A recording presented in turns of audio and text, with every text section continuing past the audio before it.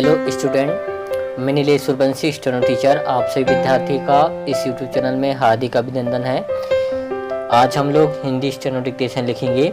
इसके पहले कुछ आउटलाइन वीडियो लेक्चर और डिक्टेशन हो चुके हैं, उन्हें भी आप देखिए और डिक्टेशन लिखिए।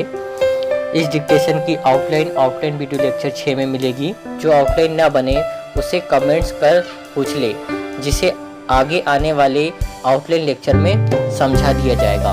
अब हम लोग डिक्टेशन स्टार्ट करते हैं। 5 4 3 2 1। उपाध्यक्ष महोदय, इस नए 20 सूत्री कार्यक्रम में भी शिक्षा के ऊपर काफ़ी जोर दिया गया है।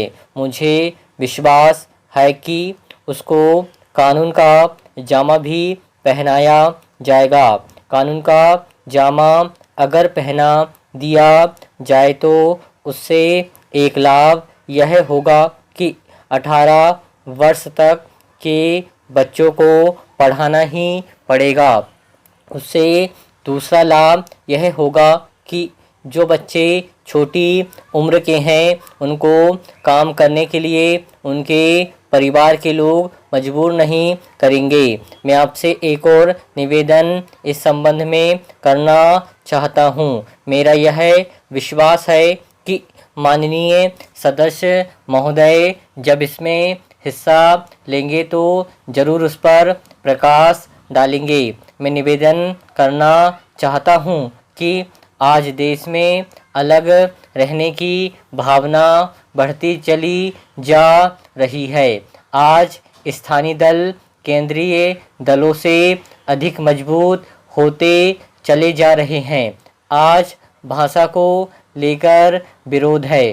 भाषा कभी भी विरोध का विषय नहीं होना चाहिए। भाषा के विषय में तो मेरा यह विचार है कि जितनी आसानी से बच्चा अपनी मातृभाषा में शिक्षा को ग्रहण कर सकता है उतना विदेशी भाषा में नहीं।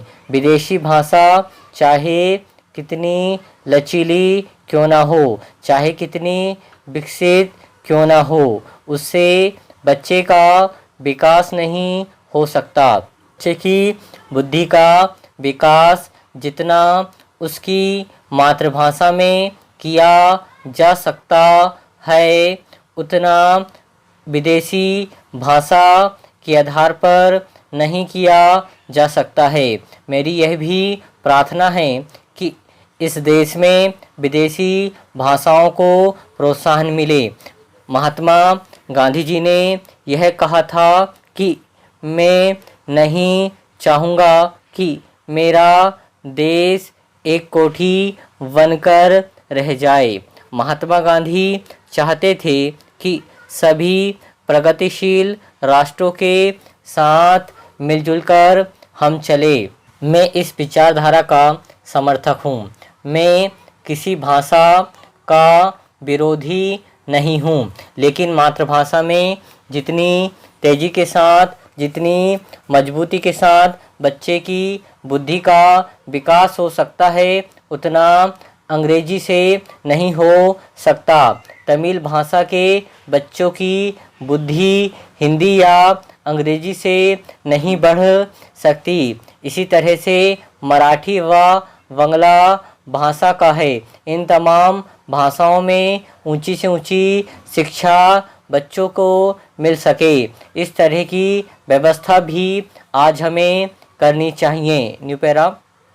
उपाध्यक्ष महोदय, मेरी यह मान्यता है कि जापान आज जापान नहीं बनता अगर यहाँ की शिक्षा जापानी भाषा में नहीं होती। इसी प्रकार जर्मनी आज जर्मनी नहीं बनता अगर वहाँ की शिक्षा जर्मन भाषा में नहीं होती। मेरा यह विश्वास है कि रूस आज रूस नहीं बनता अगर वहाँ रूसी भाषा में शिक्षा नहीं होती। इसी तरह भारत में जब तक मातृभाषा ना हो तब तक भारत विकसित नहीं हो सकता। उसके बच्चों की बुद्धि का विकास करके उसको आगे नहीं खड़ा किया जा सकता।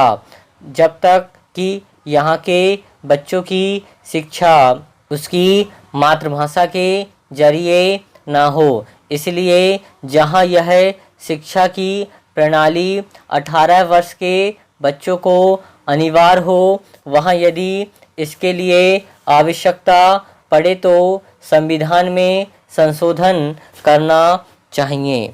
समाप्त। यदि हमारे डिक्टेशन और आउटलाइन लेक्चर आप लोगों को अच्छे लगे तो हमारे चैनल को सब्सक्राइब करें, शेयर करें, कमेंट्स करें, लाइक करें। एक छोटे से क्लिक से हमारा मनोबल लगातार बढ़ता रहे। हम ऐसे ही बहुत सारे वीडियो, लेक्चर और डिक्टेशन आप लोगों को देते रहें। यदि आप चैनल को सब्सक्राइब करते हैं तो नए लेक्चर की नोटिफिकेशन आपको मिलती रहेगी। यदि आप लोग प्रतियोगिता परीक्षा की तैयारी कर रहे हैं तो इस चैनल में आपको प्रतियोगिता परीक्षा से संबंधित बहुत सारे लेक्चर मिलेंगे और हर लेक्चर को, हर टॉपिक को काफ़ी डिटेल में पढ़ाया गया है और कॉन्सेप्ट को काफ़ी डेप्थ में समझाया गया है।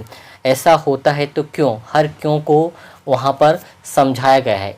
आप लोग उन वीडियो को प्लेलिस्ट या आई कार्ड में देख सकते हैं। धन्यवाद।